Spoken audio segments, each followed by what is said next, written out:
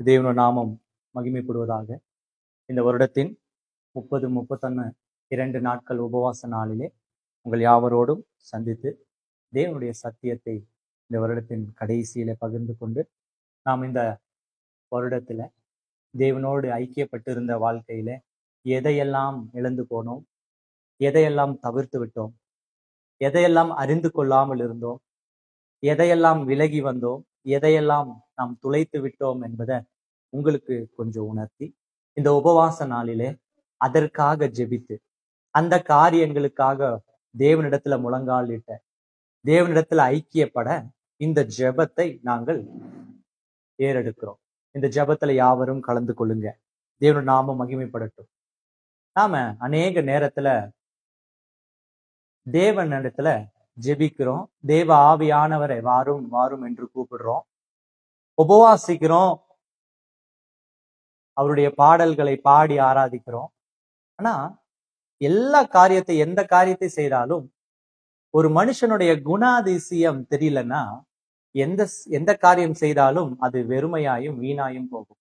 ஒரு இன்டர்வியூக்கு போறோம், இன்டர்வியூக்கு போகும் பொழுது நமக்கு முன்னாடி 4 பேர் உட்கார்ந்து இருந்தாங்கன்னா அவங்க இன்டர்வியூக்கு போயிட்டு வெளியில வரும்பொழுது அவர்களுடைய முகத்தையே நம்ம பார்ப்போம். எதற்கு பாக்குறோம்னா, உள்ள உட்கார்ந்துட்டு இருக்கிற இன்டர்வியூவர் இருக்காங்க இல்லையா, இன்டர்வியூ எடுக்கிறவங்க இருக்காங்க இல்லையா, அவங்க எப்படிப்பட்டவங்கன்றது வெளியில வர்றவங்களுடைய முகத்தை பார்த்தாலே தெரிஞ்சிடும். அவங்க நல்ல சாஃப்ட் கேரக்டரா, இல்ல கோபப்படுத்துறவங்களா, திட்டுறவங்களா, ரொம்ப ஸ்ட்ரிக்டா அப்படின்றது அவங்களுடைய முக எப்படி பாவனையை பார்த்து நம்ம தெரிஞ்சுக்கலாம். சில நேரத்துல முக பாவனையை பார்த்தும் தெரியாதவர்களும் நாம இருப்போம். அப்போ நாம என்ன செய்வோம்னா அவங்கள கொஞ்சம் கூப்பிட்டு, உள்ள இருக்கவர் எப்படிப்பட்டவர், ஸ்ட்ரிக்டா, ரொம்ப கஷ்டமா, ரொம்ப டஃபா கேள்வி கேட்கிறாங்களா அப்படின்னு கொஞ்சம் க்ளூ எல்லாம் வாங்கிக்குவோம். நல்லவனா இருந்தா உள்ள போயிட்டு வரவன் நல்ல மனசோடு இருந்தா என்ன தெரியுமா செய்வான், உள்ள இருக்கோ ரொம்ப ஸ்ட்ரிக்ட்டுமா, ரொம்ப ஸ்ட்ரிக்ட், அவன் பயங்கரமா கொஸ்டின் கேட்கறா, திட்டுறான் அப்படின்னு கொஞ்சம் ஹெல்ப் பண்ணுவான்.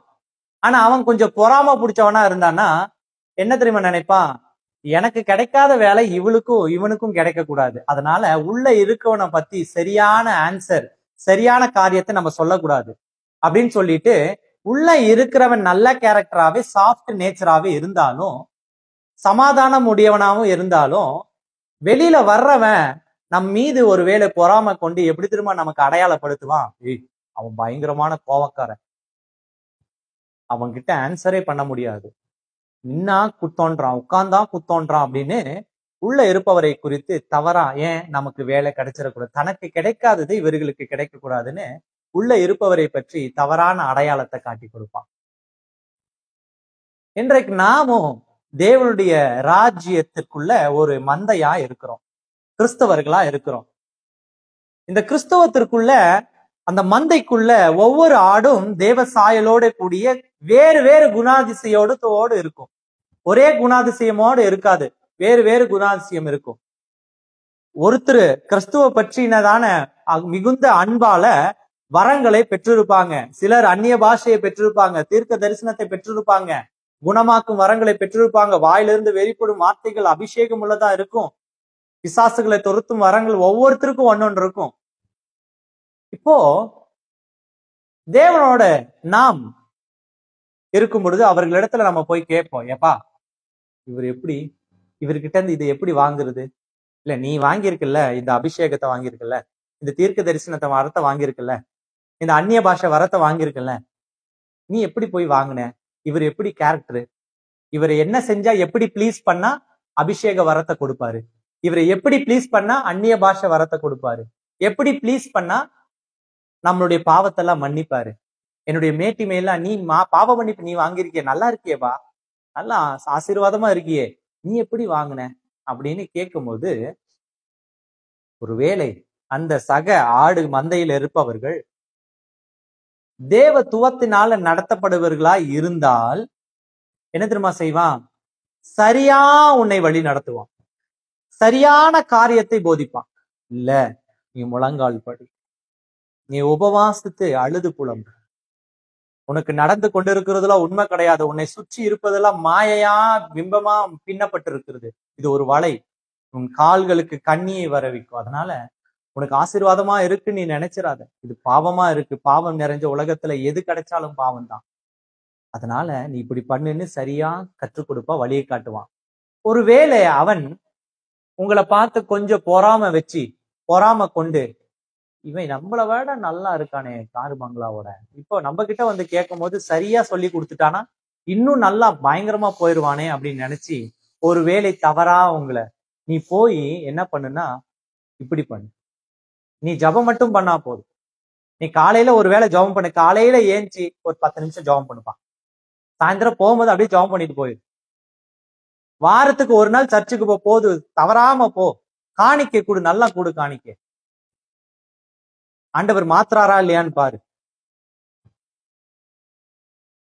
அப்படின்னு நம்மள என்ன தெரியுமா பண்ணுவான், மெதுவா டிரைவ் பண்ணிடுவான். எதுக்கு தெரியுமா? ஆண்டவரை ப்ளீஸ் பண்ண விடாத காரியத்துல டிரைவ் பண்ணுவான். அப்படியே மெதுவா நம்மளை நகர்த்திடுவான். நாமளும் என்ன தெரியுமா செய்வோம், கண்மூடித்தனமா அதுவே செஞ்சுட்டு இருப்போம், அதுவே செய்வோம். நம்ம அங்க போய் சர்ச்சுக்கும் போவோம், உலகத்திலையும் வாழ்வோம், சர்ச்சுக்கும் போவோம், உலகத்திலையும் வாழ்வோம். நாம நினைச்சிட்டு இருப்போம் அவருடைய கேரக்டரிஸ்டிக்ஸ நம்ம கரெக்டா புரிஞ்சுக்கிட்டோம், நம்ம கரெக்டா தான் பண்றோம்னு நம்ம நினைச்சிட்டு இருப்போம். ஆனால் அநேகர் செய்கிற ஒரு மகா பெரிய தவறு, மகா பெரிய ஒரு வேதனையான காரியம் என்ன தெரியுமா? நம்ம உண்மையிலேயே தேவனை முழுமையாக அறிந்து கொள்ளவில்லை. தேவ ஆவியானவரை முழுமையாக அறிந்து கொள்ளவில்லை. அவர் நம்மிடத்துல எதை விருப்பப்படுறாருன்றது நாம் சரியாய் தெரியவில்லை. ஏன் தெரியவில்லைன்னா, நாம் அவருடைய கேரக்டரிஸ்டிக்ஸ முழுமையாய் ஆராய்ந்து அறியவில்லை. இப்பதான் பாடணும், ஆராய்ந்து அறிந்திருக்கின்றீர். அவர் நம்மள ஆராய்ந்து அறிந்திருக்கிறாரு. அப்போ நாமளும் அவரை ஆராய்ந்து அறிந்திருக்கணும் இல்லையா? அப்பதான் அவருக்கு ஏத்த ஆன்சரை நம்மளால கொடுக்க முடியும். அவர் விருப்பப்படுற காரியத்தை செய்ய முடியும், அவர் விருப்பப்படுற ஜபத்தை செய்ய முடியும், அவர் விருப்பப்படுற உபவாசத்தை செய்ய முடியும். இல்லைன்னா செய்ய முடியுமா? முடியாது. யாரோ ஒருத்தன் மெதுவா டிரைவ் பண்ணி விட்டுருப்பான், மெதுவா நகர்த்தி விட்டுருப்பான், வேற வழியில ஓடிட்டு இருப்போம். இதெல்லாம் விருப்பப்படுறாரு போல அப்படின்னு சொல்லிட்டு. சரி, இன்றைக்கு சத்தியம் என்னன்னா, கர்த்தருடைய ஆவியானவர் யார் அப்படின்றத அந்த கேரக்டரிஸ்டிக்ஸ உங்களுக்கு காட்டி கொடுத்துட்டனா, இந்த வருஷத்தின் முடிவு, இந்த வருஷத்தின் நிறைவுல நீங்க எதையெல்லாம் இழந்து போனீங்க, எதையெல்லாம் செய்யவில்லை, எதையெல்லாம் மறந்து போனீங்க, எப்படியெல்லாம் கிறிஸ்துவை தேவனை மகிமைப்படுத்தணுமோ அதை செய்யாமல் விட்டீங்க, மறந்து போனது இப்படின்னு இந்த காரியத்தை எல்லாவற்றையும் இந்த வசனத்தின் மூலியமாக அவர் காட்டி கொடுப்பார். ஒரு மனுஷனை தெரிஞ்சுக்கிட்டா அவருக்கு எப்படி நடக்கணும் அப்படின்ற உலகத்துல நமக்கு தெரியும். நம்மளுடைய தகப்பன் இடத்துல போய் ஒரு பிள்ளை போய் வெளியில எங்கேயாவது கூட்டிட்டு போனா, கடைங்களுக்கோ இல்ல வெளியில டூர் கீர் கூட்டிட்டு போனா, அந்த பிள்ளை எப்படி வந்து தன்னுடைய தகப்பன் இடத்துல ஒரு பொருளை கேட்கணும்ப்பா, ரொம்ப நல்லா இருக்கு எனக்கு வாங்கி கொடுங்க, ரொம்ப நல்லா, எனக்கு ரொம்ப பிடிக்கும் எனக்கு வாங்கி கொடுங்க. அது மிரட்டாது. அத நேரம் பார்த்து மெதுவா கேட்கும். அது நேரம் பார்த்து எப்ப தெரியுமா? கடைக்கு கூட்டிட்டு போகிற வரைக்கும் கேட்காது. அது பார்த்து வச்சுட்டு கடைக்கு கூட்டிட்டு போனான்னு ஆட்டத்தை காமிக்கும். அப்ப அதுதான் வேணும், அதுதான் வேணும், அதுதான் வேணும். அந்த நேரம் நமக்கு தெரியும் எப்போ கிடைக்கும்னு. அது போல நான் கிறிஸ்துவின் ஆவியானவர் யாருன்னு உங்களுக்கு ரெப்ரசன்ட் பண்ணிட்டேனா, அவருடைய கேரக்டரிஸ்டிக்ஸ வசனத்தின் மூலியமா காட்டி கொடுத்துட்டேனா, நான் தேவை கிடையாது, நீங்களே கேட்டுக்கலாம். இந்த வருஷத்தின் நிறைவுல எதெல்லாம் நீங்க இழந்து போயிருக்கீங்க, எதெல்லாம் கேட்டு வாங்கிக்கணும்னு சொல்லி. ஹல்லேலூயா. அப்போ சந்தோஷமா இந்த செய்தியை கேளுங்க, வசனத்தோட, தேவ வசனத்தோட இந்த செய்தியை கேளுங்க. உங்களுக்கு மிகுந்த பிரயோஜனமாயும் ஆசீர்வாதமாயும் இந்த செய்தி மாறப்போகுது. ஏசாயா, பழைய ஏற்பாட்டில ஏசாயா 11ஆம் அதிகாரம் 2வது வசனம் எடுத்தவர்கள் வாசிக்கலாம்.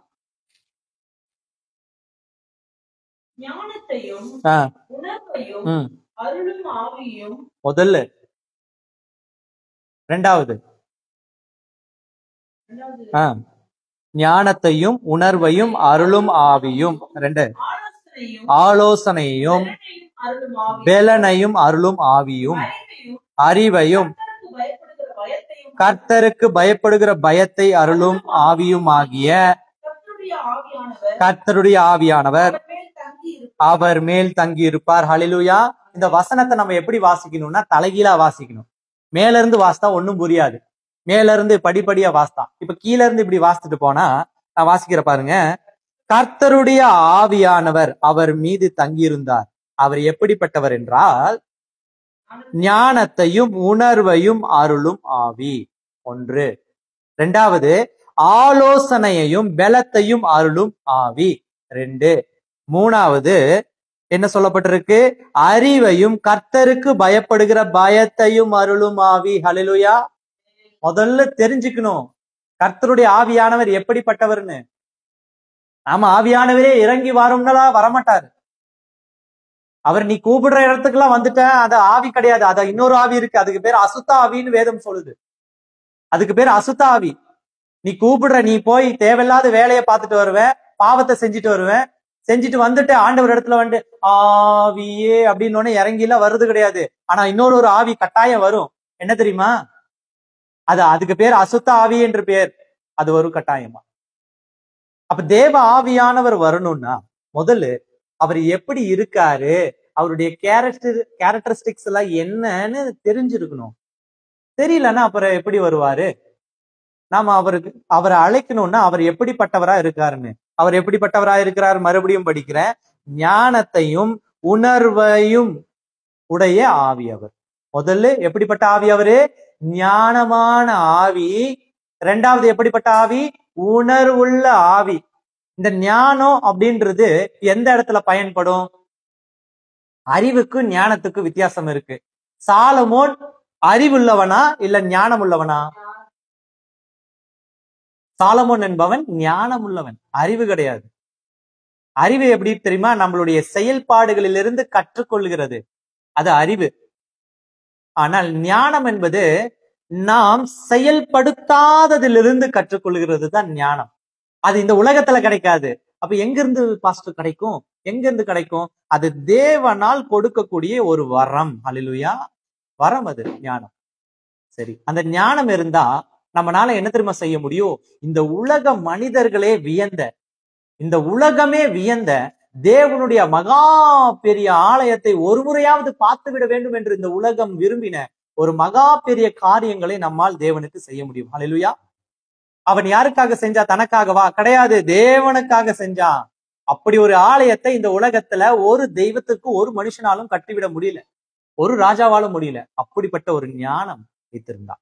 அந்த ஞானத்தை கொண்டு உலகத்திற்குள்ள சமாதானத்தை கொண்டு வந்த. நல்லா நீங்க படிச்சு பாருங்க.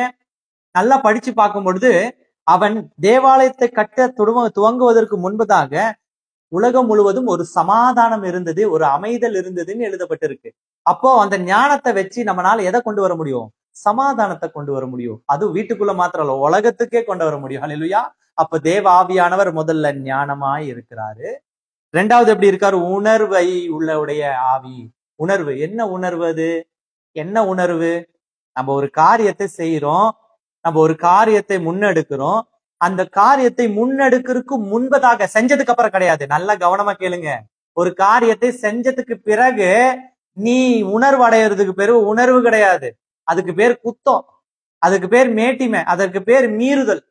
சரியா? அதற்கு பேர் உணர்வு கிடையாது. நிறைய பேர் என்ன நினைச்சிட்டோம், நம்ம போய் ஒரு தப்பா பண்ணிடுவோம், ஒரு பாவத்தை பண்ணிட்டு பண்ணதுக்கு அப்புறம் என்ன தெரியுமா செய்வோம்? தேவன் எனக்கு இப்பொழுதுதான் உணர்த்தினார், கிழிச்சாரு.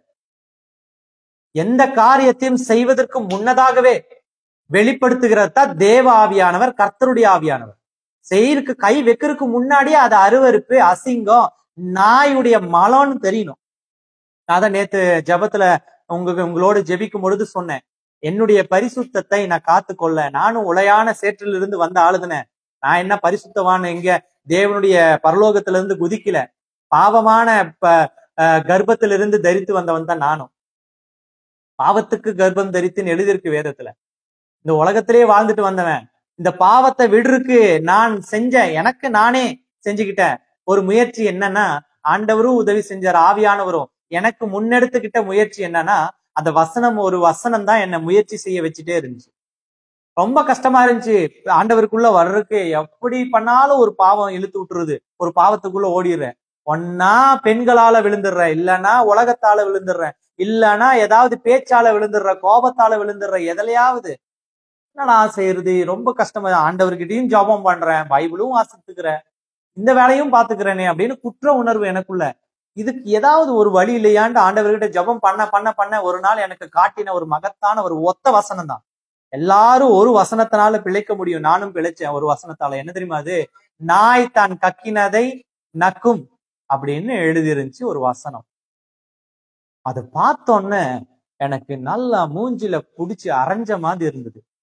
சப்புன்னு ஒரு அடி விட்ட மாதிரி இருந்தது, குயின்னு காதுக்குள்ள. அது என்ன வசனங்க? நாய் தன் கக்கினதை நக்கும்.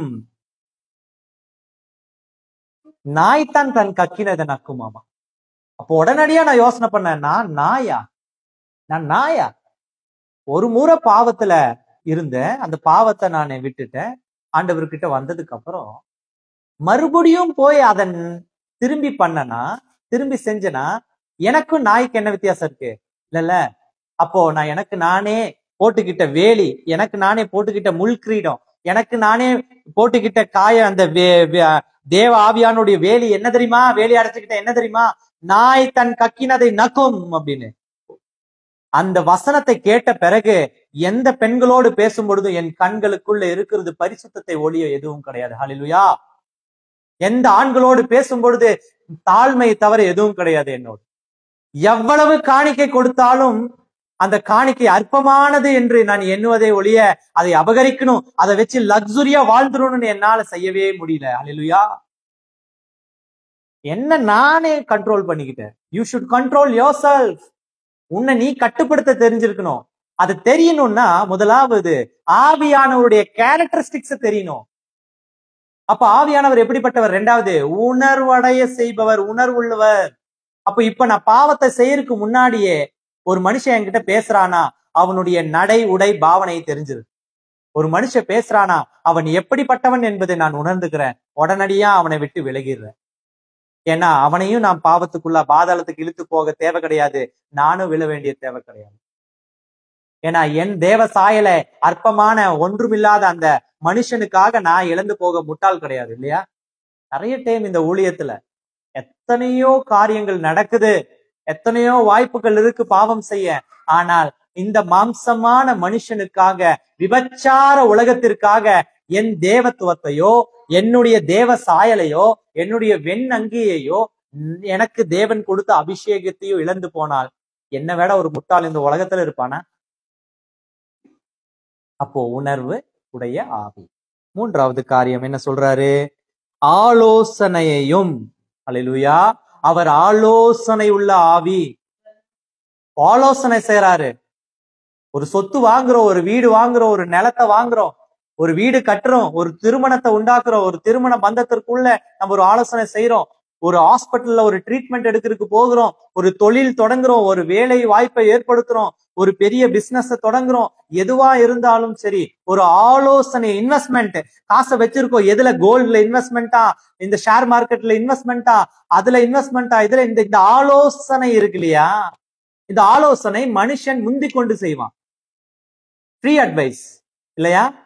நல்லா கேளுங்க. ஒரு மனுஷன் கிட்ட போய் சும்மா 5 நிமிஷம் பேசுங்க, கொடுப்பான் பாருங்க லட்சரு. அவனை விட அட்வைஸ் பண்றவன் உலகத்துல இருக்க மாட்டான். ஆனா அதை ஒன்னையும் அவன் எதையுமே செஞ்சிருக்க மாட்டான். அவன் வாழ்நாள்ல கடைபிடிக்க மாட்டான். ஆனா மத்தவங்களுக்கு அள்ளி விடுவான்.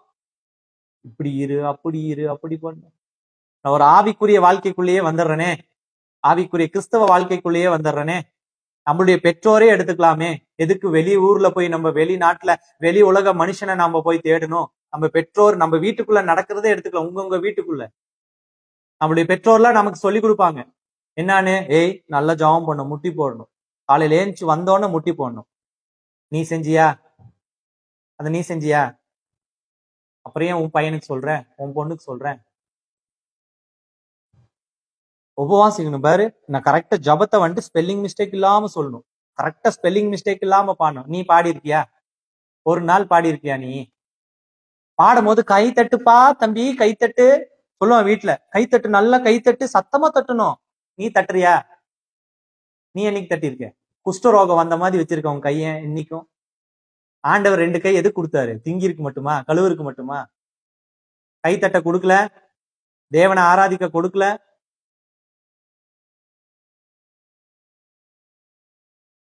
பைபிள் ரீட் பண்ணும் தம்பி, பைபிள் ரீட் பண்ணும். காலையில ஏஞ்சோன்னா ஒரு வசனத்தை நீ வாசித்து அது மனப்பாடமா சொல்லணும். உனக்கு தெரியுமா? ஒரு வசனத்தை சொல்லு பார்ப்போம். ஒரு வசனத்தையும் அதனுடைய அதிகாரத்தையும் சரியா சொல்லு பார்ப்போம். சரியா? ஒரு அதிகாரத்தை சொல்ல முடியுமா? ஒரு வசனம் சொன்னா அதனுடைய அதிகாரம் தெரியுமா? அவனை விட நம்ம எவ்வளவு வளர்ந்திருக்கோம் ஞானத்திலும் அனுபவத்திலும்.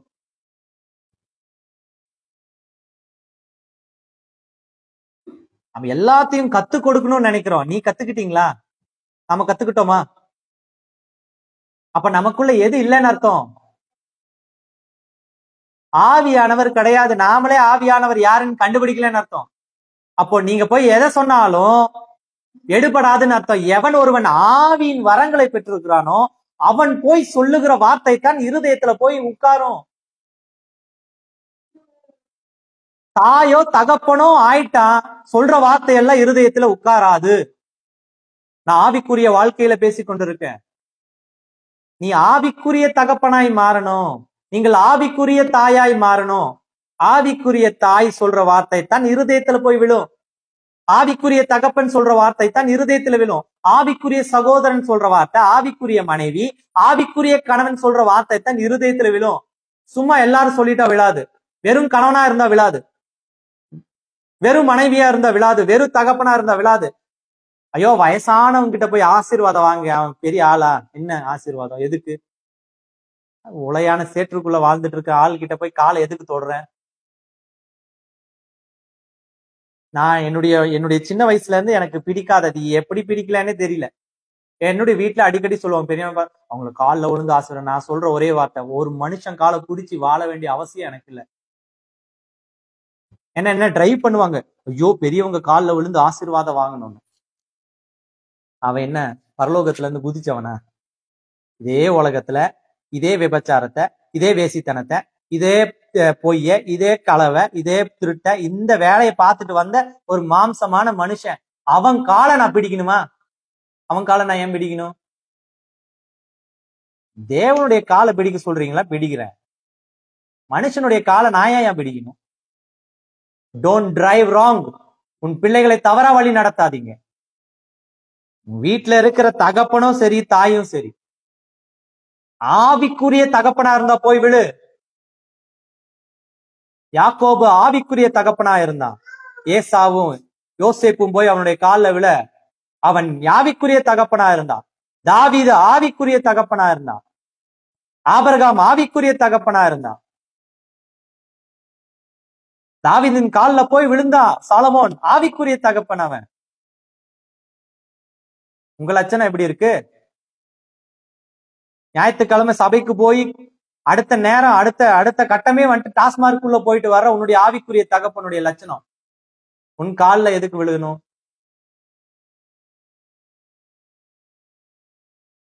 நாம சொல்லி கொடுக்கறதே எதை தெரியுமா? பாவத்தை தான். ஏன்னா நம்ம ஆவிக்குள்ள கிடையாது. ஆவியானவர் யாருன்னு நமக்கு தெரியாது. இப்ப மூணாவது காரியம் என்ன சொல்லியிருக்கப்போ என்ன செய்வாராமா? ஆலோசனை கரெக்டா கொடுப்பாரு. அப்ப இப்படிப்பட்ட ஆலோசனை எது தருமா? சரியா செய் தம்பி. காலையில எழுந்திருக்கணும், 4 மணிக்கு இருட்டோட எழுந்திருக்கணும், 4 to 5:15 இருட்டோட எழுந்திருக்கணும். இருட்டோட எழுந்துச்சு, ஏன்பா பாப்பா கிட்ட வா, என்கிட்ட வா, அம்மா கிட்ட வா, ஜெபம் பண்ணு. நான் ஜெபம் பண்ற பாத்திருக்கியா நீ? எத்தனை மணிக்கு எழுந்திருக்க? அப்படி எழுந்திருக்கணும். நடப்பித்து காமிச்சிட்டு சொல்லணும். Do then say, finish then explain. முதல்ல நீ செஞ்சு காட்டு, அதுக்கப்புறம் சொல்லு. நீ முடிச்சு காட்டு, அதுக்கப்புறம் எக்ஸ்பிளைன் பண்ணு, அதுக்கப்புறம் அட்வைஸ் பண்ணு. இல்லை என்றால் நமக்கு என்ன தகுதி உண்டு? தேவத்துவத்தை பற்றி பேச, தேவனை பற்றி பேச, ஜபத்தை பற்றி பேச, வேத வாசிப்பை பற்றி பேச என்ன உண்டு? எது உண்டு? அப்ப ஆலோசனைக்கு மனுஷன் இடத்துல ஓடுகிறவன் என்ன தெரியுமா செய்வான்? விழுந்துதான் போவான். அப்ப யாருக்கிட்ட தான் வரணும்? ஆவியானவர் என்பவர் ஆலோசனை கொடுக்கிறாரு. கரெக்டா இந்த தொழில் செய் அப்படின்னு உணர்த்துவார் நம்மளுடைய இருதயத்துல. எனக்கு என்னுடைய ஜப குழுவுல ஒரு சகோதரர் இருக்காரு. அவருக்கு லாரி 2 டைம் ஏறிடுச்சு. 2 கால் கிடையாது. 6 அடி இருந்த மனுஷன் 2 டைம் ஆபரேஷன், 2 டைம் ஆக்சிடென்ட் ஆகி குள்ள ஆகி என்னுடைய இடுப்பளவு 3 அடி, 3 அடி, இங்க 3 அடி தான் இருக்காரு. அவ்வளவு பெரிய கனத்துக்குரிய மனுஷன். கொஞ்ச நாளுக்கு முன்னாடி நம்மளுடைய ஊழியத்தின் மூலியமா சந்திக்கப்பட்டாரு. போன அவருக்கு பெரிய விடுதலை கிடைச்சு நேற்று போய் ஜபத்துக்கு போகும் பொழுது இந்நாள் வரைக்கும் அவர் உட்கார்ற ஸ்டைல் எப்படின்னா 2 காலை நீட்டிட்டு காலை தொங்க போட மாட்டாரு. நேற்று போகும்போது நின்னுட்டே இருந்தார். ஹல்லேலூயா. தேவன் நிக்க வச்சாரா இல்லையா அவரை? அது ஒரு தைரியமா, அது ஒரு மகத்தான மன தைரியம். எந்த ஒரு மனுஷனுக்கு மனதுல இருக்க வந்துருச்சோம் அவனால நல்லா இருக்கிற கையை கூட செயல்படுத்த முடியாது. நல்லா இருக்கிற சரீரத்தை கூட பயன்படுத்த முடியாது. எவன் ஒருவனுக்கு தேவ ஆவியானவர் உள்ள உட்கார்ந்துட்டாரோ அவனுக்கு ஒன்றுமில்லாட்டியும் எல்லாம் இருக்கிறதா காட்டுவார். அல்லேலூயா. கல்லுகளுக்குள்ள உனக்கு பிள்ளைகளை உண்டாக்குவேன்னு சொல்லும் பொழுது நம் தேவனுடைய வல்லமை தெரியாதா? அவர் நின்னுட்டே இருக்காரு. நின்னுட்டு அவர் அந்த சேர், அந்த ஸ்டாண்டிங் சேரை பிடிக்கவே இல்லை, அப்படியே நிக்கிறாரு ஏஞ்சி. முதல் முறை ஜெபம் அப்படியே நடுங்குவாரு, இப்ப தைரியமா ஏஞ்சி நிக்கிறாரு. அவர் என்கிட்ட கேட்கிற ஒரே காரியம் சின்ன சின்ன விஷயம், பாஸ்டர் நான் இந்த காரியம் செய்யணும், என்ன செய்யணும் பாஸ்டர், இந்த காரியத்துக்காக ஜெபம் பண்ணி எனக்கு சொல்லுங்க பாஸ்டர், ஜெபம் பண்ணுங்க பாஸ்டர். ஒவ்வொரு காரியத்துக்கும் ஒரு காரியத்துக்கும் பாஸ்டர் ஜெபம் பண்ணுங்க. அது சொல்றாருன்னா அதுக்கு ஒரு காரணம் உண்டு. அவர் சொல்றாருன்றத நான் பெருமையா பேசல, அவருக்குள்ள ஆவியானவர் என்பவர் இருக்கிறதுனால தான் அவர் சொல்லவே வராரு. ஹல்லேலூயா. ஆவியானவர் இருந்தா எப்படிப்பட்டவரா இருப்பா? ஆலோசனை. அப்ப ஆவியானவர் சொல்றாரு, நீ மனுஷங்கிட்ட போய் கேட்காத, மனுஷங்கிட்ட கேட்காத, உங்க அம்மா கிட்ட கேட்காத, அப்பா கிட்ட எல்லாம் கேட்டு உட்கார்ந்து இருக்காத. மனுஷன் மாம்சம் அவனுடைய பெருமைக்கு வீண் பேச்சுகளுக்கு இடம் கொடுத்துருவாங்க. முதலாவது எங்க போய் விசாரி, உன்னையும் உன் தாயும் உன் தகப்பனையும் உன் பரம்பரையை படைத்த தேவனிடத்துல முழங்கால் படி. எப்படி? அதை நான் சொல்லி கொடுக்குறேன் நெக்ஸ்ட். எப்படி கத்து. நாலாவது காரியம் என்ன சொல்றாரு? பெலனை தருகிற ஆவி. எதை தருகிற ஆவி? பெலனை தராராமா. பெலனை தராரு. காலையில எந்திரிச்சு முழங்கால் படிக்குள்ள நம்ம படுற பாடு இருக்கு. இன்னைக்கு காலையில எழுந்திரிக்கும் போது என்னுடைய மனைவி சொன்னாங்க, என்னன்னு, பரவாயில்ல நானாவது ஜபம் பண்ணேன், நீங்க நான் கடைசியா ஒரு 2-3 நாளா ஜபமே பண்றது இல்லை காலையில. ஏன்னா நான் இவன் நினைச்சிருக்கான், நான் ஜபம் பண்ணும்போது நான் ஜபம் செய்யறேன் அப்படின்னு தண்டாரா போட்டு இந்த உபவாசம் இருக்கிறவங்க எல்லாம் செய்வாங்களே, நான் உபவாசிக்கிறேன் அப்படின்னு மூஞ்ச தொங்க போட்டு இருப்பாங்க. பார்த்தோன்னே ஈஸியா கண்டுபிடிக்கும், என்ன ஃபாஸ்டிங்கா, மூஞ்ச பார்த்தாலே கண்டுபிடிச்சிடலாம். நம்ம சபையில எல்லாம் போய் பாருங்க, அப்படியே அப்படியே அப்படியே நொறுக்கப்பட்டவர்களா அப்படியே வருவாங்க. எப்படி? அது எதுக்குன்னா அந்த டெவலப்மெண்ட், அந்த பெர்ஃபார்மன்ஸ்ல எதுக்குன்னா, மற்றவர்கள் நம்ம பார்த்தோம், ஐயோ என்னாமா ஒடுக்கி இருக்கான் பாரியா, எவ்வளவு நொறுக்கி வந்திருக்காங்க பாரு இந்த ஸ்திரீ, பரிசுத்தவதி. அன்னைக்கு ஒரு நாள் மேக்கப் இல்லாம வருவாங்க. இதெல்லாம் எதுக்குன்னா, நானும் உபவாசம் இருக்கிறேன். ஞாயிற்றுக்கிழமை போய் பாருங்க, வண்டவாளம் எல்லாம் தண்டவாளம் ஏறி இருக்கும். முதல்ல லிப்ஸ்டிக் போட்டு ஃபர்ஸ்ட் ரோல உட்காந்து இருக்கும் அந்த அம்மா. உபவாச நாள்ல மட்டும் அப்படியே மேக்கப் களைஞ்சிட்டு வரும். ஏன் மேக்கப் மட்டும் இல்லாம வரும் அப்படின்னா, உபவாசம் இருக்கிறேன்னு அடுத்தவன் தெரிஞ்சுக்கணும். ஞாயிற்றுக்கிழமை சர்ச்சில் வந்துட்டு லிப்ஸ்டிக் போட்டு உட்காந்து இருக்கும் முன்னாடி. இவ்வளவுதான் நாம. அப்ப இங்க ஆண்டவர் என்ன சொல்றாரு நமக்கு? பெலனை தராரு. எதற்கு பெலன்? எதற்காக பெலன்? நம்ம முழங்காலு உடைஞ்சு போயிருந்தாலும் முட்டி போட பெலன் தராரு. ஹல்லேலூயா. நம்ம கால் நடக்க முடியாட்டியும் மான் கால்களின் பெலனை தராரு. ஹல்லேலூயா. நம்மனால ரொம்ப ரொம்ப தூரம் போய் தேவனுடைய சத்தியத்தை சொல்ல முடியாட்டியும் நமக்குள்ள ஏற்படுகிற அந்த உணர்வு இருக்கு தெரியுமா, அது அந்த இடத்துக்கு போக செய்யும். ஹல்லேலூயா. அங்க இருந்து சாத்தூர்ல இருந்து கிட்டத்தட்ட விழுப்புரம், அங்க கன்னியாகுமரியில இருந்து விழுப்புரம் கிட்டத்தட்ட 600-700 கிலோமீட்டர். அங்க இருந்து கூப்பிடுறாரு ஒரு சகோதரன், அடிபட்டு கால் போயிடுச்சு, எப்படியாவது வாங்க, இந்த வருஷத்துக்குள்ள நான் ஹாஸ்பிட்டல் போறதுக்குள்ள வாங்க, எனக்கு குணமடைஞ்சிரும் சொல்றான். நான் சொன்னேன், தம்பி முடியாது தம்பி, இவ்வளவு தூரம் ஓடிட்டு வர முடியாது, கஷ்டம் பாஸ்டர், நீங்க எப்படியாவது வந்துருங்க, எப்படியாவது வாங்க.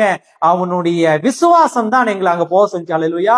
சின்ன வீடு, அந்த கிராமமே ஹிந்து, தான் வீடும் ஹிந்து, ஒரே ஒருத்தன் மட்டும்தான் கிறிஸ்தவன். அங்க இருக்கிற ஒரு 2000 குடும்பம் இருக்கு, பயங்கரமான விக்கிரகாராதனைக்குள்ள இருக்கிறாங்க.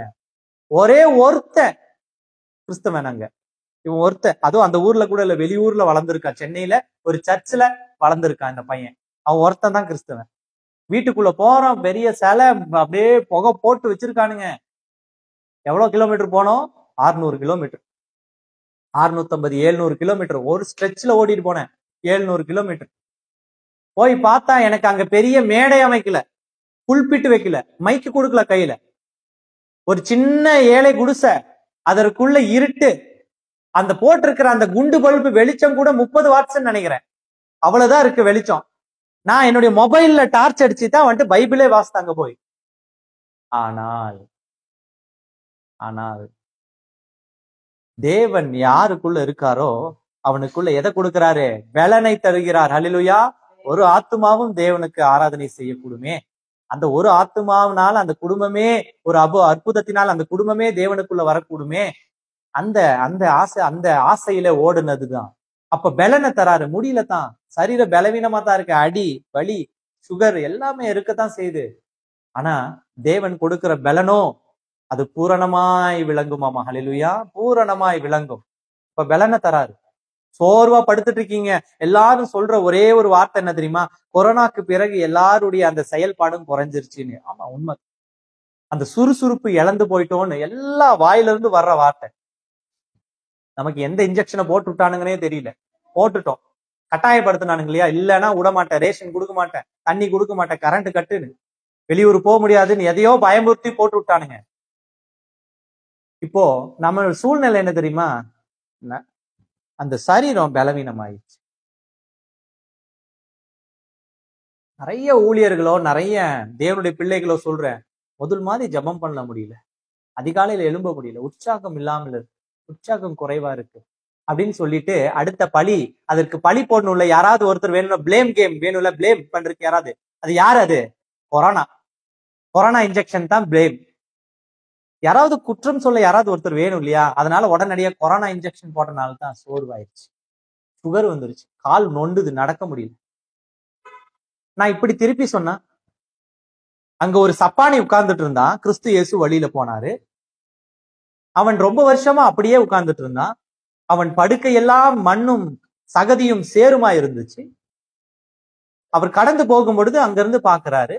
பார்த்துட்டு அவன் கேட்கிறா, என்னை சுகமாக்கும் தேவனுடைய குமாரனே, என்னை சுகமாக்கும் என்று கேட்கிறாரு. கேட்டோன்ன, நீ விசுவாசிக்கிறாயான்னு கேட்ட அந்த அடுத்த நிமிஷமே எழுந்து உன் படுக்கை எடுத்து நடன்னு சொல்றாரு. பெலன் இழந்து போன சப்பானி, பெலன் இல்லாத சூம்பின காலை உடைய சப்பானி, கால் இல்லாத சப்பானி, அவனுக்கு எப்படி நடக்க பெலன் கிடைச்சிச்சு? அந்த ஒரு வார்த்தை அல்லவா கொடுத்துச்சு. அந்த ஒத்த வார்த்தை, எழுந்து நட, அவ்வளவுதானே சொன்னாரு. அவர் கையை வச்சு அபிஷேகத்தை இறக்கிட்டு இருந்தாரா? அபிஷேக தைலத்தை ஊத்திட்டு இருந்தாரா? குளிப்பாட்டிட்டு இருந்தாரா? ஒத்த வார்த்தை தானே, எழும்பி நட, கோ, ஜஸ்ட் வேக் அண்ட் வாக், எழும்பி நட. அந்த ஒரு வார்த்தை பலன் கொடுக்கலையா? அப்ப ஏன் தேவனுடைய வார்த்தை உனக்கு பலன் கொடுக்கல? வருத்தப்பட்டு பாரம் சுமக்கிறவர்களே, நீங்கள் எல்லோரும் என்னிடத்தில் வாருங்கள், நான் உனக்கு இளைப்பாறுதல் தருவேன். இதை விட ஒரு வார்த்தை தேவையா? வருத்தப்பட்டு பாரம் சுமக்கும் பொழுது நாம போக வேண்டிய கடைசி இடம் இல்ல, முதல் இடமே தேவன் தான். ஆனா நம்ம எந்த இடத்துல போறோம்? நம்ம கடைசியா போய் தான் சேர்றோம், லாஸ்ட் பிளேஸ். முதல் இடம் எங்க போறோம்? கணவன் இடத்துல, தாயின் இடத்துல, தகப்பன் இடத்துல, சகோதரன் இடத்துல, சகோதரின் இடத்துல, நமக்கு ஆறுதல் தர்ற எல்லா முட்டா பசங்கள் இடத்துலயும் போவோம். அந்த முட்டாளுக்கே ஆறுதல் இல்லாம தான் சுத்திட்டு இருப்பான், லூசு பையன். அவன்கிட்ட போய் நம்ம ஆறுதல் தேடிட்டு இருப்போம். அவனே காசு இல்லாம பொறுக்கிட்டு இருப்பான். அவன்கிட்ட போய் நம்ம பிச்சை கேட்டுட்டு இருப்போம். ஏதாவது கிடைக்கும், ஏதாவது தரீங்களா, கொடுங்க. அவனே வந்துட்டு ஏன் வாழ்றனே தெரியாம வாழ்ந்துட்டு கலக்குறான். அவன்கிட்ட போய் நம்ம தான் என்ன தெரியுமா செய்வோம்? ஏதாவது ஏதாவது. அதுதான் ஆண்டவர் தெளிவா சொல்லியா, அந்த வார்த்தையை நம்மளால விசுவாசிக்க. அப்போ பெலனை தருகிறார் ஆவி, பெலன். அடுத்தது என்ன சொல்றாரு? அடுத்தது படிங்க. அறிவை தருகிற ஆவி. அடுத்தது என்ன தருகிறாரு? இப்போ அறிவு, ஞானம் அப்படின்றது ஒண்ணு. அடுத்தது இப்ப இதை கொடுக்கறது என்னது? அறிவு. அறிவு எங்க இருந்து கிடைக்கும்? அறிவு எங்க இருந்து கிடைக்கும்? ஞானம் எங்க இருந்து கிடைக்கும்? அறிவு எங்க இருந்து கிடைக்கும்? நம்ம சுத்தி இருப்பவர்களிடத்திலிருந்து, நம்ம கற்றுக்கொள்கிறதுல இருந்து, நம்மளுடைய அனுபவத்திலிருந்து, நம்மளுடைய படிப்பிலிருந்து, நம்மளுடைய செயல்பாடுல தான் அறிவு இல்லையா? சாப்பிடுற பிளேட்டை கழுவாம வச்சுட்டு போனா நம்ம அம்மா என்னன்னு திட்டுவாங்க? அறிவு கெட்டவளை அப்படின்னு திட்டுவாங்க. வீடு அழுக்கா இருந்துச்சுன்னா நம்ம அப்பா என்ன திட்டுவாரு? அறிவு இருக்கா? 4 பேர் வர்ற வீட்டை எப்படியா வைக்கிறது அப்படின்னு திட்டுவாங்க. காலையில ஏஞ்சோன்ன அப்படியே மாடு கொட்டாயில இருந்து அப்படியே வெளியில வந்தோடனே நம்ம வீட்டுல இருந்தவங்க எல்லாம் என்ன சொல்லுவாங்க? சூப்பர், வெல்டன், நீ வருஷம் 325 நாள் 65 நாள் இப்படியே செய் அப்படின்னு சொல்லுவாங்களா? அறிவு இருக்கா? அறிவு இல்ல. வெளியில போறோம், வெளியில போகும் பொழுது எல்லாம் நிறைய பேர் இருக்காங்க, கூட்டத்துல கத்தி பேசிடுறோம், சத்தமா தேவையில்லாத எதையோ பேசுறோம். அப்போ என்ன சொல்லுவாங்க? ஏய், அறிவு இல்ல, அமைதியில பேச மாட்டியா? அப்ப அந்த அறிவுன்றது எங்க இருந்து கிடைக்குதுன்னா உலக அனுபவத்துல இருந்து கிடைக்குது இல்லையா? இடத்திற்கு ஏற்றார் போல நாம வந்துட்டு நடக்கணும், அதை தான் கற்றுக் கொடுக்குது. அது நம்ம ஸ்கூல்ஸ் கற்றுக் கொடுத்துருக்கு, நம்ம அம்மா அப்பா கற்றுக் கொடுத்துருக்காங்க. சாப்பிடுறதுக்கு உட்காரும் பொழுது சப்பரங்கால் போட்டு தரையில பாய் விரிச்சு சப்பரங்கால் போட்டு கைய கழுவி சாப்பிடணும். யார் சொல்லி கொடுத்தா? அம்மா சொல்லி கொடுத்துருக்காங்க, அப்பா சொல்லி கொடுத்துருக்காங்க. ஸ்கூல்ல போய் உட்காரும் போது யூனிஃபார்மை போட்டு பென்சில், பென்னு, ரப்பர், ஸ்கேல் எல்லாம் எடுத்துட்டு போகணும். யார் சொல்லி கொடுத்துருக்கா? ஸ்கூல்ல இருக்கிற டீச்சர் சொல்லி கொடுத்துருக்காங்க. வெறும் கையை ஆட்டிட்டு போயிட்டு பக்கத்துல இருந்து திருடக்கூடாது, பக்கத்துல இருந்து எடுக்கக்கூடாது. ஒழுக்கம், இதுதான் அறிவு. இந்த அறிவை இந்த உலகம் கற்றுக் கொடுத்திருக்கு. ஆனா இந்த அறிவை பயன்படுத்த நம்மளை தூண்டி விடுறது யார் தெரியுமா? ஆவி. ஹல்லேலூயா. கத்துக்கிட்டா மட்டும் போதுமா? நான் சின்ன வயசுல டாய்லெட் போனா கழுவுருக்கு கத்துக்கிட்டது எப்ப தெரியுமா? நான் 5ஆவதோ 6ஆவதோ படிக்கும் போது, 5ஆவது படிக்கும் போது தான் கத்துக்கிட்டேன் டாய்லெட். எல்லாரும் போவீங்க தானே டாய்லெட். கக்கூஸ்க்கு போனா கழுவுறது இருக்கு இல்லையா, அந்த கழுவுறத நான் 6ஆவது 5ஆவது படிக்கும் போது தான் கத்துக்கிட்டேன். அவ்வளவு பெரிய பையன் ஆயிட்டேன், இவ்வளவு ஹைட்டுக்கு ஆயிட்டேன், அப்பதான் கத்துக்கிட்டேன். அது வரைக்கும் யாருன்னா யாராவது ஒருத்தர் வந்து கழுவிடணும். டாய்லெட் போயிட்டு அப்படியே நிப்பேன் பேண்ட்டை கழட்டி போட்டு. ஒரு நாள் எங்க அம்மா அப்பாலாம் இல்ல, எங்க அப்பா வந்துட்டு ஹாஸ்பிட்டல் அட்மிட், எங்க அம்மாவும் இல்ல, யாருமே இல்ல. கொஞ்சம் வருஷமா நான் தனியாவே இருந்தேன். அந்த நேரத்துல எங்க அண்ணன் ஒருத்தர் இருந்தான். அப்ப எங்க அண்ணன் வந்துட்டு அடிக்கடி வந்துட்டு போவான். ஒரு நாள் டாய்லெட் போனோன்னு இப்ப அவனை கூப்பிட்ட, டே வா வந்து எனக்கு கழுவி விடு அப்படின்னு. அவன் என்ன பண்ணா, என்ன வந்து என்ன நின்று இருக்கிற ஸ்டைல பார்த்தோன்னே அவன் என்னால முடியவே முடியாது, என்னால முடியாது, நான் உன் கக்கூச கழுவணுமா, உன் குண்டிய கழுவணுமா, முடியாது, நான் ஏன் கழுவணும் அப்படின்ட்டு அவன் என்ன சொன்னா, காலை வா வெளியே வா அப்படின்னு சொல்லிட்டு காலை விரிச்சு உட்காருன்னு சொல்லி என்ன விரிச்சு உட்காரணும். கீழே தரையில உட்கார்ந்துட்டு இந்த கைய வந்து என்ன செய்யணும்னா கீழே பக்கமா உள்ள விடு, நான் மேல இருந்து தண்ணி ஊத்துற இப்ப கழுவுன்னு சொல்லி விட்டான். இது என்ன வெக்கப்படுறதுக்கு? நான் அப்பதான் நான் முதலில டாய்லெட் கழுவ பழகுனது.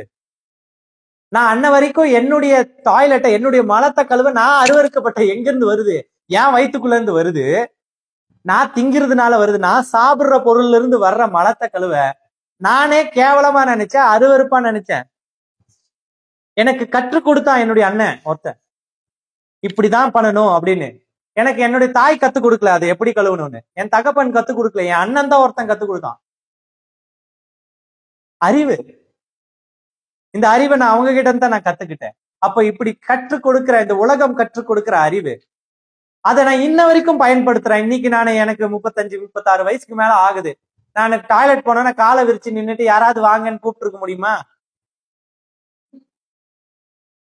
இல்ல போற இடத்துல எல்லாம் வந்துட்டு முடியுமா? அப்ப எனக்குள்ள அந்த காரியம் இருக்குன்னா, அந்த ஞானம் எனக்குள்ள இருக்கு, அது என்னுடைய ஆவி உணர்த்துது, நீ இப்படிதான் செய்யணும் தம்பி, இது செய். நம்மளுடைய அழுக்க கழுவ நமக்கு தெரியும். உடம்பு ஃபுல்லா சேரா இருக்கு, நம்ம சின்ன வயசுல சேர்ல வளர்ந்துட்டு அப்படியே பெட்டு மேல ஏறுவோம், கால் அழுக்கு கால்லயே பெட்டுல ஏறுவோம்.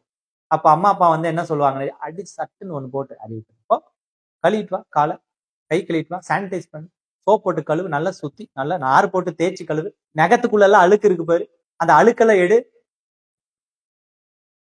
அவங்க சொன்ன போது கூட நமக்கு திருந்தல. என்னைக்கு திரும்ப திருந்துச்சு, சட்டுன்னு ஒரு அடி வச்சாங்களே, அந்த அடியுடைய வழி தான் எனக்கு கத்து கொடுச்சு. இன்ன வரைக்கும் காலு கழுவாம பெட்ல ஏறுவோமா, கை அழுக்கா பெட்ல ஏறுவோமா? இதுல அந்த ஞானத்தை எது கொடுக்குது? அவங்க கத்து கொடுத்துட்டாங்க. அதை டெய்லி உணர்த்துறது யாரு தெரியுமா? கர்த்தருடைய ஆவி. ஹல்லேலூயா. அவருடைய ஆவி தான் அறிவா இருந்து நமக்கு உணர்த்துது.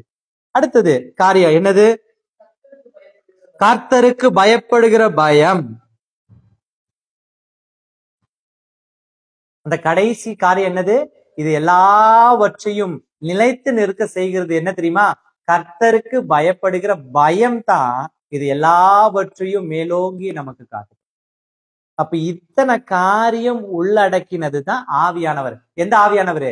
நீங்க கூப்பிடுறீங்களே ஆவியே வாரும் அப்படின்ட்டு, அந்த ஆவி. நீங்க முழங்கால் போட்டு ஜெபம் பண்றீங்களே, அந்த ஆவி. வீட்டுல உட்கார்ந்துகிட்டு ஏசப்பா ஏசப்பான்னு கூப்பிடுறீங்களே, அந்த ஆவி. கேரக்டரிஸ்டிக்ஸ் தெரிஞ்சாதானே யாரை எப்படி கூப்பிடணும் தெரியும், எது நமக்குள்ள இருக்கு எது இல்லைன்னு தெரியும். அவருடைய கேரக்டரிஸ்டிக்ஸ், நமக்கு நினைச்சிருக்கிற கேரக்டரிஸ்டிக்ஸ் என்ன தெரியுமா? பரிசுத்த ஆவினா என்ன தெரியுமா? அவர் பரிசுத்தத்தை தருவார். பரிசுத்த ஆவி வந்தால் பிசாசு ஓடும், பரிசுத்த ஆவி வந்தால் நோய் குணமாகும். இந்த மூணை முடிச்சுக்கிட்டு என்ன தெரியுமா, இந்த குதிரை மேல அப்படியே சவாரி ஓடிட்டே இருக்குது. அதனுடைய முடிவு என்ன தெரியுமா? மரண வழிதான். அதனுடைய வழி பாதாளம் தான். அவர் அதை மாத்திரம் தருபவர் கிடையாது. இந்த காரியங்கள் எல்லாம் இருந்தாலே பிசாசு உங்களுக்குள்ள வருவான். அவன் எதுக்கு வருவான்? பிசாசு உங்களை தொடுவான், அவன் ஏன் தொடுவான்? பிசாசு உங்களால தொடணும்னு நினைக்க கூட முடியாது. ஏன்? உணர்வை கொடுக்கிற ஆவி இருக்கு, நினைக்க கூட முடியாது அவனால. அப்போ உங்களை ஒருத்த வஞ்சிக்கிறான், உங்களை ஒருத்த நஷ்டமாக்குறான், உங்களை தவறா வழி நடத்துறான், உங்களுக்குள்ள ஆசையை தூண்டி விடுறான், உங்களை தேவனிடத்துல இருந்து பிரிக்கிறானாலே நீங்க என்ன தெரியுமா தெரிஞ்சுக்கணும்? You didn't even understand what is the characteristics of Holy Spirit. நீ இந்நாள் வரைக்கும் தேவனுடைய கர்த்தருடைய பரிசுத்த ஆவியை கண்டடையவில்லை, அவரை அறியவில்லை என்று அர்த்தம். நீ அறிந்து கொள்ளல. நீ அறிந்து கொண்டிருந்தால், நீ கர்த்தருடைய ஆவியானவரை முழுமையாக தெரிந்து கொண்டிருந்தால் உன்னை அசைக்க ஒருவராலும் கூடாது. ஹல்லேலூயா. உன்னை அசைக்க ஒருவராலும் கூடாது. அப்போ இந்த காரியங்கள் உங்களுக்கு காட்டி கொடுத்துட்ட இந்த வசனம் எங்க இருக்கு? ஏசாயா எத்தனாவது அதிகாரம்? 11வது அதிகாரத்துல 2. இது நீங்க மறுபடியும் வீட்டுல உட்கார்ந்து தியானிக்கணும். இந்த உபாசனால இது எதுக்கு உதவும்னா, இந்த வருஷ கடைசியில நாம் எதையெல்லாம் இழந்து போயிருக்கோம் கண்டடைய உதவும், எதெல்லாம் பெற்றுக்கொள்ளணும் அப்படின்றதுக்காக உதவும். 1000 வசனம் தேவை கிடையாது. வேதாகமம் முழுசும் படிக்கணும்னு தேவை கிடையாது.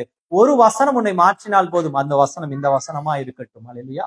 இந்த வசனம் உன்னை மாற்றும் கட்டாயமா, உன்னை வழி நடத்தும் கட்டாயம். அப்ப நாம எதையும் மற்றவர்களுக்கு செய்கிறதுக்கு முன்னாடி இது அத்தனையும் நமக்கு இருக்கான்றது நம்ம பாத்துக்கணும். ஞானத்தை போதிக்கிறதுக்கு முன்னாடி உனக்கு ஞானம் இருக்கான்றத பாத்துக்கணும். அறிவை போதிக்கிறதுக்கு முன்னாடி நமக்கு அறிவு இருக்கான்னு பாத்துக்கணும். உணர்வை போதிக்கிறதுக்கு முன்னாடி, தவறை போதிக்கிறதுக்கு முன்னாடி நாம அதை செய்யறோமா இல்லையான்றது பாத்துக்கணும். ஒழுக்கத்தை போதிக்கிறதுக்கு முன்னாடி நமக்கு அது இருக்கான்றது பாத்துக்கணும். இப்படி ஒரு விஷயத்தையும் நம்ம மற்றவர்களுக்கு சொல்றதுக்கு முன்னாடி அந்த ஆவி நமக்குள்ள இருக்கான்னு பாத்துக்கணும். இது எல்லாம் உள்ளடக்கின பேக்கேஜ்ன்னு சொல்லுவாங்க தெரியுமா? இந்த ஐடி லாங்குவேஜ். அது ஒரு இன்டர்வியூக்கு போன பேக்கேஜ்னு வாங்க. என்ன பேக்கேஜ் தருவீங்க? நானும் ஸ்டார்டிங்ல 2006 நான் ஒரு நாராயணா இன்ஸ்டிடியூஷன் ஒரு இடத்துக்கு இன்டர்வியூ போயிருந்தேன். பெங்களூர்ல நாராயணா இன்ஸ்டிடியூஷன் ஸ்கூல்ஸ் நிறைய இருக்கும். அங்க மார்க்கெட்டிங்க்கு இன்டர்வியூ போறேன். போனோடனே இன்டர்வியூ அந்த பிரின்சிபல் எடுக்கிறாரு. எல்லாம் முடிச்சோடனே அவர் ஒரு வார்த்தை கேட்டாரு, நீங்க என்ன பேக்கேஜ் எதிர்பார்க்கறீங்கன்னு. நானு என்ன இவன், எனக்கு பேக்கேஜ்ன்றது ஃபர்ஸ்ட் புது வார்த்தை, இந்நாள் வரைக்கும் கேள்விப்பட்டதுல. நான் 12th முடிச்சுட்டு அதுக்கப்புறம் 1 வருஷம் டிசைனிங் கத்துக்கிட்டு போனாலா, அதனால எனக்கு தெரியல. அவரு என்ன பேக்கேஜ் எதிர்பார்க்கறீங்க அப்படின்னோடனே, என்ன பேக்கேஜா இருக்கும், ஒருவேளை கிஃப்ட் கொடுப்பாங்களோ அப்படின்னு. இல்ல ஏதாவது பெருசா இருந்துச்சுன்னா ஏதாவது இருந்தா கொடுங்க அப்படின்னு நான் கேட்டேன். ஏதாவது நீங்க எது கொடுக்குறீங்களோ ஓகே சார் அப்படின்னு. இல்ல நீங்க என்ன பேக்கேஜ் எதிர்பார்க்கறீங்க அப்படின்றாரு. எனக்கு பேக்கேஜ்னா அவர் சொன்னது சேலரின்னு எனக்கு புரியல. அந்த வேலைக்கான கூலின்றது எனக்கு தெரியல. அந்த பேக்கேஜ்ன்னது நான் என்ன எதிர்பார்த்தேன்னா, அவர் ஏதோ நமக்கு கொடுக்கறாரு போல, ஏதோ சாப்பாடோ இல்ல எதையோ ஒரு ப்ரௌச்சர்ஸோ ஏதோ பேக்கேஜோ கொடுக்கறாரு போல அப்படின்னு என்னால எடுத்துக்க முடியற அளவுக்கு ஏதோ ஒண்ணு அப்படின்னு நான் அப்படியே மழுப்புனேன். ஏன்னா அர்த்தம் தெரியலல்ல. அது போல ஆவியானவர்ன்றதுக்கான அர்த்தம் நாம் தெரியாமல் இருக்கிறோம். ஆவியானவர் யாருன்னு நமக்கு அர்த்தம் தெரியல. அவருடைய மகத்துவம் என்னன்னு அர்த்தம் தெரியல. அவரை எப்படி கூப்பிடணும்னு அர்த்தம் தெரியல. அவர் எப்படிப்பட்டவரா இருக்கிறார் என்றும் அர்த்தம் தெரியல. அவர் எங்க இருக்கிறார் என்றும் நமக்கு அர்த்தம் தெரியல. அப்ப இது ஒரு பேக்கேஜ். இத்தனை காரியமும் உள்ளடக்கினதுதான் கர்த்தருடைய ஆவி. ஞானம், உணர்வு, ஆலோசனை, பலன், கர்த்தருக்கு பயப்படுகிற பயம், இது 5 காரியமும் உள்ளடக்கினதுதான் பரிசுத்த ஆவி. இந்த 5 காரியமும் உள்ளடக்கினதுதான் தேவனுடைய ஆவி. இந்த ஆவியை நாம் கொண்டிருக்கணும். இந்த ஆவியை கொண்டிருந்தா தான் முழுசா ஃபுல்ஃபில்டு ஹோலி ஸ்பிரிட் நமக்குள்ள இருக்கும். இல்லைன்னா குறைவுள்ளவர்களாய்தான் இருப்போம். அப்போ எதுல குறைவோ அதுல தான் உங்களுக்குள்ள நுழைவோம். அப்போ உங்களுக்குள்ள ஆவி இல்லைன்னு அர்த்தமா? ஆவி இருக்கு, ஆனா எது இல்ல? ஒருவேளை உணர்வு என்ற ஒரு விஷயம் இல்லைன்னா மத்த எல்லாம் இருக்கு, மத்த 4 காரியம் இருக்கு. உணர்வு மற்றும் இல்லைன்னா உணர்வு மூலியமா மெதுவா நுழைஞ்சிருவான் பிசாசு. அப்ப மத்தவனுடைய கண்ணுக்கு என்ன தெரியும்? பாரு எப்படி இருக்காங்க பாரு, எப்படி பண்றான் பாரு, எப்படி கோவப்படுறான் பாரு, எப்படி தேவையில்லாத காரியத்தை பண்றான் பாருன்னு இருக்கும். ஆனா நமக்கு நம்மளுடைய கண்களுக்கு நான் கரெக்டா தானே இருக்கேன், என்கிட்ட என்னென்ன இருக்கு? ஆலோசனை இருக்கு, ஞானம் இருக்கு, மத்தது அறிவு இருக்கு, கர்த்தருக்கு பயப்பட பயம், இந்த 4 இருக்கே, இதெல்லாம் என்கிட்ட இருக்கேன்னு நினைச்சிட்டு இருப்போம். ஒண்ணு மறந்துருப்போம், ஒண்ணு இல்லாமல் இருக்கும். எது தெரியுமா? அந்த உணர்வு. ஒருவேளை கர்த்தருக்கு பயப்படுற பயம்ன்ற ஆவி இல்லாம மத்த நாள் இருக்கும், அந்த வழியில நுழைவான். அப்ப நீங்க யோசிப்பீங்க, என்கிட்ட தான் ஞானம் இருக்கு, பலன் இருக்கு, அறிவு இருக்கு, கர்த்தருக்கு பயப்படுற பயம் இருக்கு, பலன் இருக்கு, ஆலோசனை இருக்கு, இந்த 5 காரணமும் இருக்கும்பொழுது எதுல நான் குறைவுள்ளவனா இருக்கேன், எதுல இருக்கேன், நான் சரியா தானே பண்றேன்னு யோசிப்போம். ஆனா அந்த கர்த்தருக்கு பயப்படுகிற பயம் வழியில, அந்த கேப் வழியில உள்ள நுழைவான் பிசாசு. உங்களுக்கு புரியுதா? இப்ப எப்படி பிசாசு உங்களுக்குள்ள வரான்? அப்போ உடனடியே நாம ஜட்ஜ் பண்ண தேவையில்லை யாரையும். ஏன்னா அவர்களுக்குள்ள ஏதோ ஒரு விஷயம் குறைவுபட்டதா இருக்கும். யாரும் நிறைவுள்ளவர்கள் கிடையாது. அப்படி நிறைவுள்ளவர்களா இருந்தா நம்ம எப்படிப்பட்டவர்களா மாறிடுவோம்? தேவ சாயலை முழுமையா உடையவர்களா மாறிடுவோம். அதுக்கு முடியாததுனாலதான் நம்ம இந்த உலகத்துல போராடுறோம். அது இல்லாததுனாலதான் போராடுறோம். அதனாலதான் வேத வசனம் சொல்லுது, உன் சகோதரன் கண்ணில் இருக்கிற நீ துரும்பை பார்க்கிறாயே, உன் முதுகுல இருக்கிற உத்திரத்தை முதல்ல எடு. இப்ப புரியுதா ஏன் சொல்றோம்? ஏன்னா நமக்குள்ளேயே ஆவின்றது என்னன்னு தெரியல. அதுல எதுல நம்ம குறைவுபட்டு இருக்கிறோம், எந்த ஆவியில நம்ம குறைவுபட்டு இருக்கிறோம்னு தெரியல. ஆனா மற்றவர்களுடைய ஆவியை பலவீனப்படுத்துற மாதிரி பேசுவோம், மற்றவர்கள் ஆவியை குறை பேசுவோம். இன்னும் ஒரு உளையான சேற்றுக்குள்ள நீ விழுந்து போற, நீ நடந்து போயிட்டு இருக்கும்போது உளையான சேற்றுக்குள்ள விழுந்து போயிடுற. லைட் வெளிச்சம் எல்லாம் விழுந்து போனோன்னு கிறிஸ்து இயேசு வந்து பாக்குறாரு. அவன் கத்துறா, ஏசப்பான்னு கத்தும் போது பார்த்துட்டு, செஞ்சியா, பாவம் செஞ்சியா, நேத்து அது பண்ண, என்ன திட்டுன, நேத்து அங்க போன, நேத்து இந்த காரியம் எல்லாம் பண்ண, அங்கேயே கடை அப்படின்னு சொல்றாரா? அவர் நிறைவானவர், கிறிஸ்து நிறைவானவர், தேவனுடைய குமாரன் நிறைவானவர். அந்த கதையெல்லாம் பேசுறது இல்ல, நீ எதுல குறைவுபட்டிருக்குன்னு அவருக்கு தெரியும். அதனால உடனடியா என்ன தெரியுமா செய்யறாரு? அவருடைய வலது கரத்தை கொடுத்து உங்களை, எந்த கரத்தை கொடுக்கிறாரு? வலது கரத்தை கொடுத்து உங்களை தூக்கி விடுகிறார். ஹல்லேலூயா. வலது கரத்தை கொடுத்து உங்களை தூக்கி எழுப்புறாராமா. எழும்பிய பிறகு அடுத்தது என்ன தெரியுமா செய்யறாரு? சட்டையெல்லாம் அழுக்கு, உடம்பெல்லாம் சேரு, என்ன தெரியுமா பண்றாரு? கழுவி சுத்திகரிக்கிறார். அதுக்கப்புறம் குளிர் நடுங்குது, இந்த சாப்பாடு கொடுக்கிறார். அதுக்கப்புறம் உங்களை கட்டி அணைச்சுக்கிட்டு ஒரு இடத்துல கூட்டிட்டு வந்து அவரு உங்களுக்கு என்ன தெரியுமா கற்றுக் கொடுக்கிறாரு? நீ என்னென்னலாம் செஞ்ச, நீ எங்கெல்லாம் விழுந்து போன, நீ எப்பெல்லாம் அவரை மீறி நடந்த அப்படின்றது உங்களுக்கு உணர்த்தி இனிமேல் செய்யாதே என்று சொல்லுகிறார். ஹல்லேலூயா. இப்படிதான் ஆண்டவர் நமக்கு கற்றுத்தார். அப்போ இந்த உபவாச நாளில, இந்த வருடத்தின் கடைசி முதல் 30ஆம் தேதி உபவாசத்துல நமக்கு தேவன் கற்றுக் கொடுக்கிற காரியத்தை முழுமையாய் புரியும் பொழுதுதான் நாம் எதுல இழந்து போயிருக்கோம், எந்த ஆவி நமக்குள்ள குறைவு இருக்குன்னு அந்த ஆவிக்காக ஜெபிக்க முடியுமே ஒழிய, பரிசுத்த ஆவியானவர் ஃபுல் பேக்கேஜ், நிறைவானவர், அவர் நிறைவான ஆவியை உடைய, அவர் இத்தனை காரியங்களை உள்ளடக்கினவர். மறுபடியும் அந்த ஏசாயா 11:2 முழுசா படிங்க. ஞானத்தையும் 1, உணர்வு 2, ஆலோசனையும் 4, அறிவையும் 5, பயப்படுகிற பயத்தை 6, மொத்தம் 6 ஆவியை உள்ளடக்கினதுதான் எது? கிறிஸ்துவின் ஆவி. 7. இந்த 6 காரியங்களை உள்ளடக்கினதுதான் 7ஆவதா இருக்கிற என்னது? கிறிஸ்துவின் கர்த்தரின் ஆவி. அதுதான் ஃபுல்ஃபில்டு. 7 என்பது நிறைவு என்ற அர்த்தம். இந்த 6 உனக்குள்ள வந்தாதான் உனக்குள்ள 7ஆவது என்ன தெரியுமா? நிறைவு வரும். உனக்குள்ள 7ஆவதான தேவனுக்குரிய கிறிஸ்துவன் என்ற அடையாளம் வரும். தேவனுடைய சாயல் என்ற அடையாளம், 7ஆவது அடையாளம் வரும். இந்த 6 காரியம் உனக்குள்ள வரலன்னா 7ஆவது காரியம் உன் வாழ்நாள்ல வராது. அப்போ இந்த 6 காரியத்தை நீங்க இந்த மாதத்துல, இந்த கடைசி வருஷத்தின் கடைசியில கேக்குறீங்களா? இந்த 6 காரியத்தை. அப்ப இந்த 6 காரியத்தை கேளுங்க. இதுல எது குறைவா இருக்கோ அதை கேளுங்க. எது உங்ககிட்ட இல்லைன்னு உங்களுக்கு தோணுதோ அதை கேளுங்க. ஆண்டவரே, இது இல்லை என்கிட்ட, இதுல நான் விழுந்து போயிருக்கேன், இது இல்லை, இது எனக்கு கொடுத்துட்டீங்கன்னா இப்போ அது முழுமை அடையும். அந்த முழுமை அடையும் பொழுது 7ஆவதான கிறிஸ்துவன் என்ற அடையாளம் எனக்கு கிடைக்கும். ஏனென்றால் 7 என்பது நிறைவானது. ஹல்லேலூயா. வேதாகம் முழுவதும் சொல்லுது 7 is fulfilled. 7 என்பது நிறைவு. அப்ப இந்த 6 காரியம் உருவாக்கினது, முழுமை அடைகிற ஃபுல் பேக்கேஜ் தான் யாரு? ஆவியானவர். இந்த ஆவியானவர் நீங்க தெரிஞ்சுக்கங்க. இந்த ஆவியானவரை இனி கூப்பிடுங்க. தேவன் உங்களுக்கு மிகப்பெரிய காரியத்தை செய்வார். ஆமென். கண்களை மூடி ஜெபிக்கலாம். பரலோக தகப்பனே, ஸ்தோத்திரம் ஸ்தோத்திரம் ஸ்தோத்திரம் ஸ்தோத்திரம். நன்றி ஆண்டவரே. இதோ ஆண்டவரே, இந்த உபவாச நாளில எங்கள் யாவரையும் மறுபடியுமாய் ஒரு குடும்பமாக கூட்டி சேர்த்ததுக்காய் நன்றி. இதோ இதை காண்கிறவர்கள் ஒவ்வொருவருக்கும் ஒரு ஆசீர்வாதம்.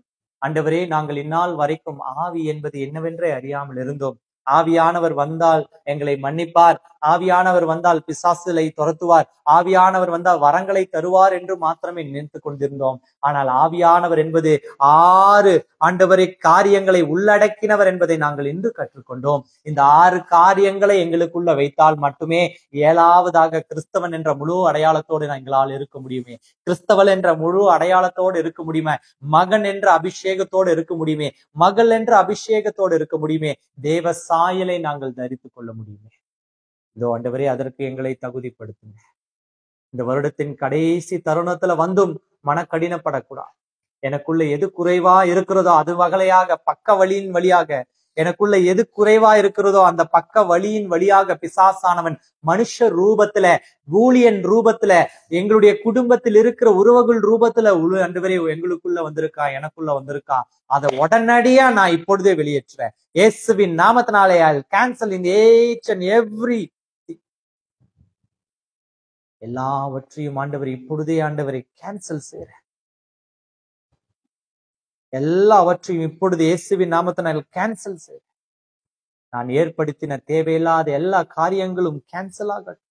எனக்கு என் மீது சுமத்தப்பட்டிருக்கிற, என் மீது வந்திருக்கிற, என் பரிசுத்தத்தை கெடுக்கிற எல்லா காரியங்களையும் இப்பொழுதே விட்டு ஓடுவதா ஓட உண்மையுள்ள பரிசுத்த ஆவியை நான் அறிந்து கொண்டேன்.